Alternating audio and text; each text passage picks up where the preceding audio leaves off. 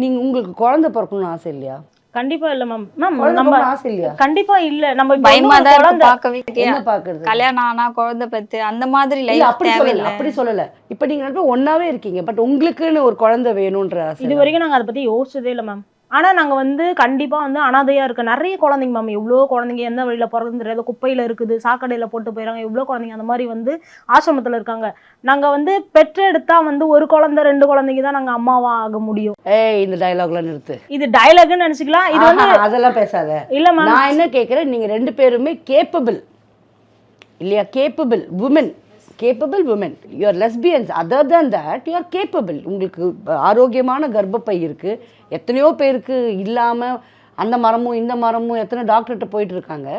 So அதுக்காக தான் கேட்குறேன். பொம்பளை பசங்க இல்லையா, அந்த தாய்மை ஆசை இல்லையா அப்படின்றது எனக்கு ஒரு கேள்வியாக இருந்தது. எனக்கு இல்ல மேம், சுத்தமா எனக்கு இல்ல. எனக்கும் இல்லை மேம். அதில் இன்ட்ரெஸ்டே இல்லை. பிகாஸ் இங்கே எங்களுக்கு இன்ட்ரெஸ்ட் வரணுன்றதை தாண்டி இங்கே சொசைட்டி நடக்கிற எங்களை சுற்றி நடக்கிற சில விஷயம் எல்லாமே பார்த்தாலே தேவையில்லாமல் ஒரு உயிரினத்தை கொண்டு வந்து நம்ம கஷ்டப்படுத்தக்கூடாது அப்படின்ற ஒரு மைண்ட் செட் சத்தியமான வார்த்தை. நாங்கள் எடுத்து வளர்க்க மாட்டோம். எங்களால் முடிஞ்சதை போயிட்டு நீங்க அது வேணா அவங்களுக்கு பண்ணுங்க.